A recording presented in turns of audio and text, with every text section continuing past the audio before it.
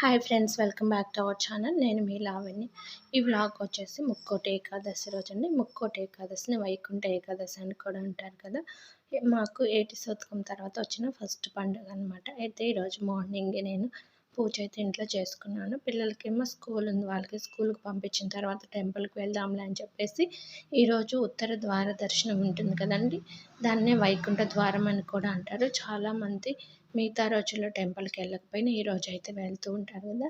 మనమైతే ఫస్ట్ దీపాన్ని వెలిగించుకున్నప్పుడు ఇట్లాగా ఏకహారతితో అట్లా వెలిగించుకోవాలి. డైరెక్ట్గా అగ్గిపుల్ల కానీ సాంబ్రాణి కడ్డీ కానీ ఉపయోగించుకుంటా మనం హారతి ఇచ్చే దాంట్లోనే ఏకహారతి ఏర్పాటు చేసుకొని దాంతో వెలిగించుకోవాలి. తర్వాత దీపంకి అక్షింతలు వేయాలి. నేను ఆల్రెడీ గంధము కుంకుమ పువ్వులు పెట్టాను కదా, అక్షింతలు అయితే వేశాను. ఇంకా అలాగే వినాయకుడిని అయితే చేసుకున్నాను అనమాట. మొదటగా వినాయకుడికి పూజ చేసిన తర్వాత ఇంకా లక్ష్మీదేవికి వెంకటేశ్వర స్వామికి అయితే పూజ చేసుకుంటాము. కొంతమంది విష్ణుమూర్తి ఫోటో పెట్టుకొని చేసుకుంటారు, కొంతమంది వెంకటేశ్వర స్వామికి చేసుకుంటారనమాట. మన కలియుగ దేవుడు వెంకటేశ్వర స్వామి కాబట్టి నేను వెంకటేశ్వర స్వామి ఫోటో పెట్టుకొని అయితే పూజ చేసుకుంటున్నాను. ఇంకా ఆ ఫోటోని లక్ష్మీదేవి అమ్మవారు కూడా ఉన్నారనమాట. నేనైతే మార్నింగే పూజ చేసుకున్నాను అనమాట. ఇంకా పిల్లలు స్కూల్కి పంపించాలి కదా, వాళ్ళు లెగిస్తే పూజ అవ్వదులే అని చెప్పేసి ఈరోజు ఏకాదశి వ్రతము చేసుకునే వాళ్ళు కూడా చేసుకుంటారండి. ఈ ఏకాదశి వ్రతం రోజు చాలామంది ఉపవాసం ఉంటారు. ఏకాదశి మొదలుకొని ద్వాదశి వరకు ఉపవాసం ఉంటారనమాట. అంటే పాలు పండ్లు మాత్రమే తీసుకుంటారనమాట.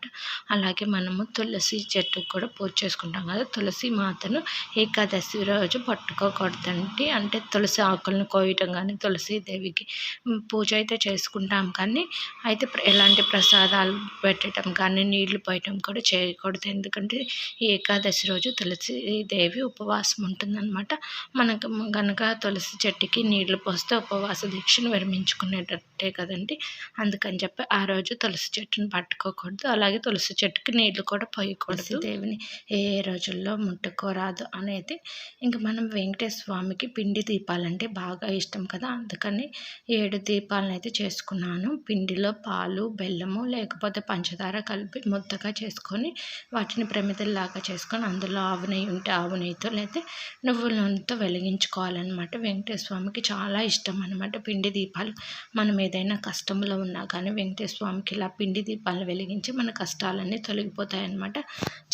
చాలామంది వెంకటేశ్వర స్వామికి 7 శనివారాల వ్రతం అయితే చేసుకుంటారు కదా.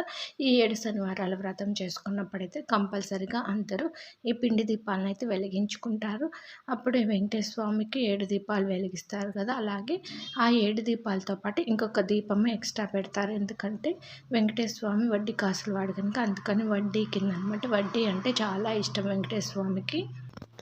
నేనైతే ఈరోజు స్వీట్ సేమియా పాయసం చేశాను అనమాట. మా ఇంట్లో స్వీట్ అయితే ఎవరు తినరు.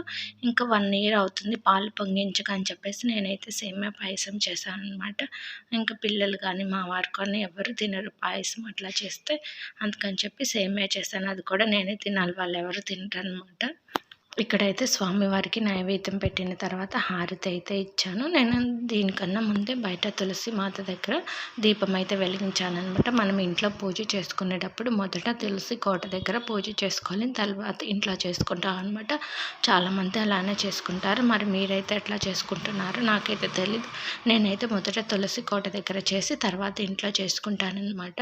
ఇంకా తర్వాత మా చెట్టుకి మందార పూలు ఉన్నాయన్నమాట. మందార పూలు ఏంటంటే ఎర్లీ మార్నింగ్ త్వరగా ఇచ్చుకోవట్లేదు, అందుకని నేను ఫస్ట్ పెట్టలేదన్నమాట. తర్వాత మళ్ళీ కోసుకొచ్చి పెట్టాను. అలాగే ఇంకా కొబ్బరికాయ కొట్టక కూడా 1 ఇయర్ అవుతుంది కదా. నేను కొబ్బరికాయ తెచ్చాను కానీ మర్చిపోయాను. పూజ అయిపోయిన తర్వాత చూస్తే కొబ్బరికాయ ఉంది. అయ్యో ఇదేంటి ఇలా చేశాను అనుకొని మళ్ళీ ఇంట్లో అయితే కొబ్బరికాయ కొట్టి మళ్ళీ తర్వాత హారతి అయితే ఇచ్చాను దేవుడికి. దేవుడి దగ్గర కొబ్బరికాయలు ఎందుకు కొడతామో అందరికీ తెలిసే ఉంటుంది కదా. మన అహంకారం కూడా అలాగే బద్దలైపోవాలని దేవుడి దగ్గర కొబ్బరికాయను అయితే కొడుతూ ఉంటాము.